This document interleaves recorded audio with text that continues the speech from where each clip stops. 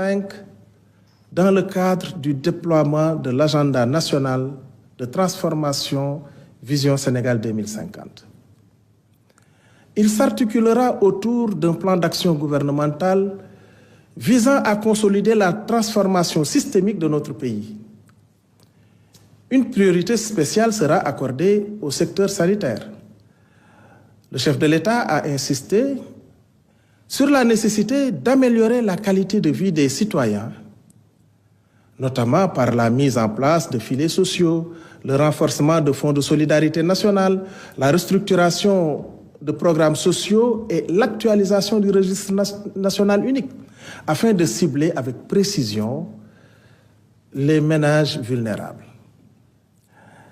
Dans le cadre de la pacification et de la stabilisation du climat social, un nouveau pacte social sera conclu avec les centrales syndicales et les organisations d'employeurs avant le 1er mai.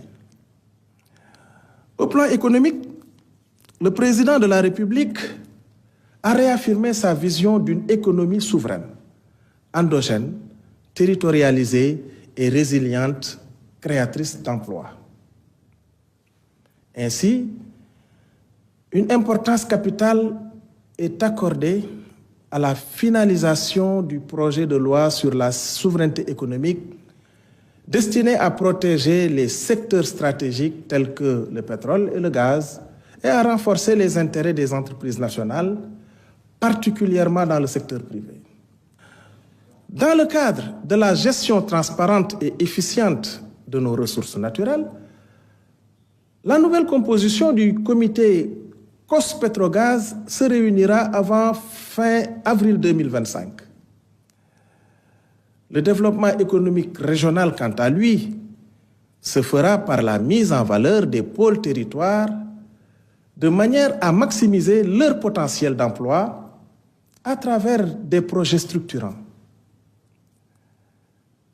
Notre objectif est de faire passer la part de Dakar dans le PIB national de 46% à 29% d'ici 2050.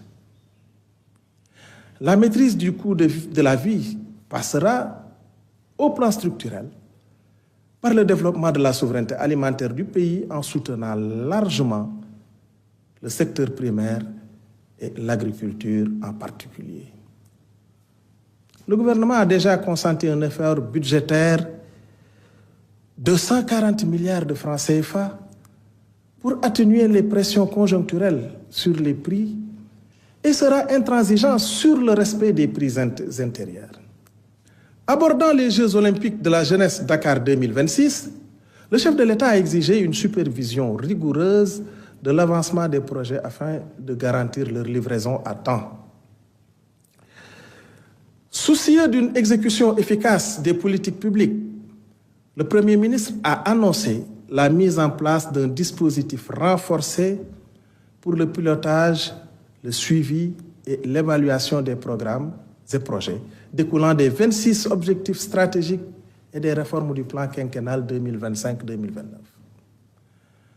La rationalisation, la priorisation et l'efficience dans l'utilisation des ressources publiques restent un enjeu majeur pour le gouvernement. C'est pourquoi le Premier ministre a décidé que toutes les dépenses d'investissement seront validées à son niveau. Un tableau prévisionnel des opérations financières de l'État sera soumis par quinzaine. Au plan législatif, 2 projets de loi d'envergure ont été adoptés par le Conseil. D'abord, le projet de loi portant réglementation de la microfinance en application des directives de l'UEMOA. Ce texte consolide la gouvernance du système de microfinance, renforce la protection des épargnants, encourage l'inclusion financière, favorise la mobilisation de l'épargne nationale et intègre des innovations couvrant le champ de la finance islamique.